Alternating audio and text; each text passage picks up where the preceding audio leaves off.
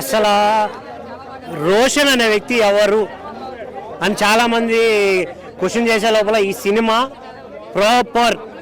ప్రాపర్గా వచ్చిన ఒక హీరో అని చెప్పచ్చు. అలా తన యాక్టింగ్ ఉంటుంది ఈ సినిమాలో. యాటిట్యూడ్ అంటే కొందరు గుర్తొస్తారు మనకి కొన్ని సినిమాల్లో, మన పవన్ కళ్యాణ్ గారు కావచ్చు, విజయ్ దేవరకొండ గారు కావచ్చు.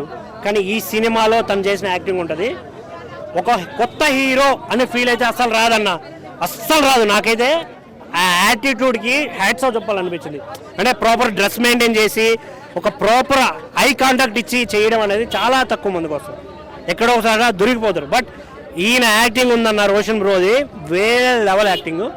ఇంకొకటి ఒక క్యారెక్టర్ ఉంది ఇందులో, వాళ్ళ ఫాదర్ క్యారెక్టరు, మన సిద్ధు జొన్నలగడ్డ గారు వాళ్ళ అన్న. ఆయన డైలాగులు ఉంటాయన్న అసలు యాస్టియా సిద్ధు గారు చెప్పినట్టే ఉంది డబ్బింగ్.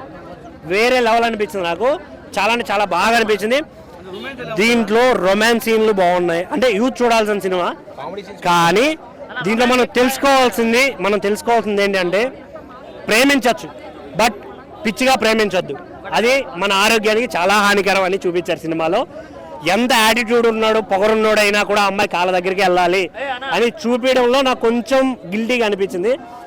బట్ మోసం చేసినా కూడా మళ్ళీ మేము మీ వెనక పడుతున్నామంటే మేము మిమ్మల్ని ప్రేమిస్తున్నాం కాబట్టి పడుతున్నాం అని గుర్తుపెట్టుకోండి. ప్రతి ఒక్కరికి చెప్పాలనుకుంటున్నాను ఈ విషయం.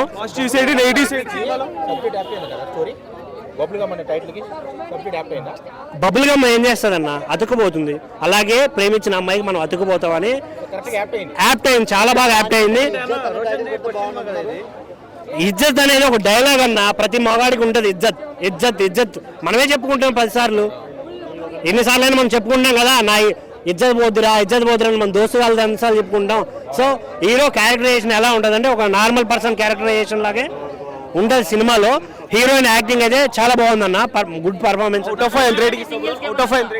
అన్న 3.5 ఇవ్వచ్చు అన్న సినిమా.